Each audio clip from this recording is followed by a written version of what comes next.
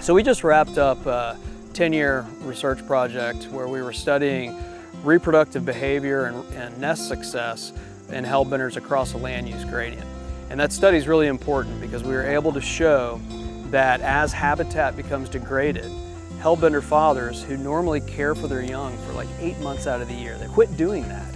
And we don't know why. We just know it's related to degraded habitat. And so we're trying to solve that mystery and figure out what that trigger is. So today we were checking for hellbender nests, and basically what we do is we go out and we collect the eggs, bring them back into what we call an egg bin, where we have a little fancy setup and we can photograph the eggs to then take that data back to the lab.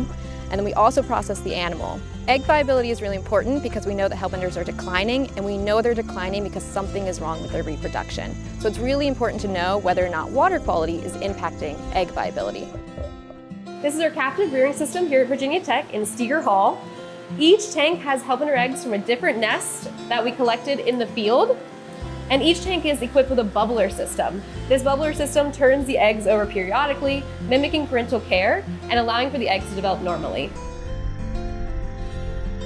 Everybody around here really talks about the trout fishing and stuff in Southwest Virginia, but we've got hellbenders and healthy hellbender populations. That's a great indicator of the water quality that's there, which kind of trickles downstream to the trout and mussels and everything else that we have here in Southwest Virginia. The plan is over the next 3 or 4 years is to head start hundreds, if not thousands of babies into some of these streams. And we really want to head start babies in areas where the populations are declining, because we want to bolster those populations while restoration activities can take place. If not, we're going to lose those populations. They'll be gone forever.